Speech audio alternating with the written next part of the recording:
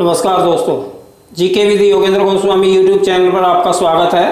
आज का हमारा टॉपिक है सर्वोच्च न्यायालय, सुप्रीम कोर्ट। सुप्रीम कोर्ट से संबंधित 20 महत्वपूर्ण प्रश्नों का हम इसमें अध्ययन करेंगे जो अनेक कॉम्पिटिटिव एग्जाम में बार बार देखे गए हैं। क्वेश्चन नंबर 1 है, भारतीय संविधान के किस भाग में संघीय न्यायपालिका का उल्लेख मिलता है? तो इसका सही उत्तर है डी, भाग 5 में इसका वर्णन देखने को मिलता है।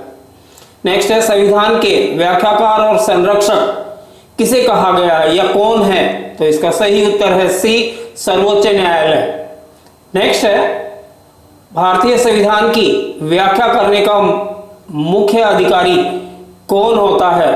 तो इसका सही उत्तर है डी, सर्वोच्च न्यायालय। नेक्स्ट है, निम्नलिखित में से किसके अंतर्गत भारत में सर्वप्रथम सर्वोच्च न्यायालय की स्थापना हुई थी? तो इसका सही उत्तर है ए, रेगुलेटिंग एक्ट अधिनियम 1773 के अनुसार। नेक्स्ट है,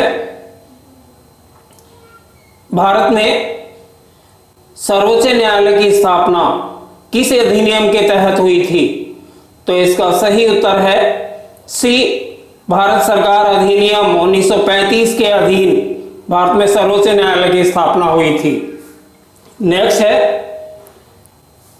मूल रूप से संविधान में सर्वोच्च न्यायालय में मुख्य न्यायाधीश के अतिरिक्त कितने न्यायाधीश की व्यवस्था थी यानी पहले?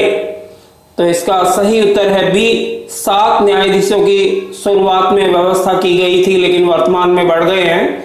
नेक्स्ट है, वर्तमान में सर्वोच्च न्यायालय में मुख्य न्यायाधीशों के अतिरिक्त कितने न्यायाधीश हैं? तो सही उत्तर है डी, 30 अन्य न्यायाधीश। नेक्स्ट है, उच्चतम न्यायालय के न्यायाधीशों की संख्या में वृद्धि करने की शक्ति किसके पास है?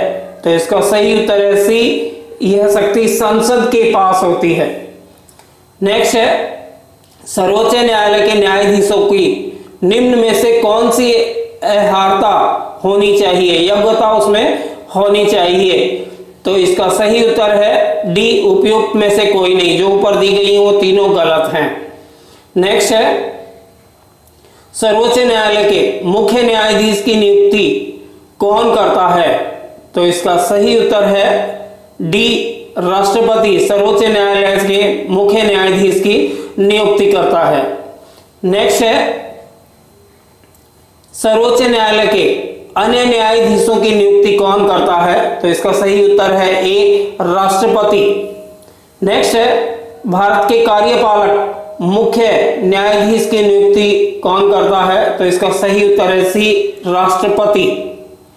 नेक्स्ट है, राष्ट्रपति सर्वोच्च न्यायालय के अन्य न्यायाधीशों की नियुक्ति में किसका परामर्श लेते हैं? तो सही उत्तर है ए, सर्वोच्च न्यायालय के मुख्य न्यायाधीश का वो परामर्श लेता है।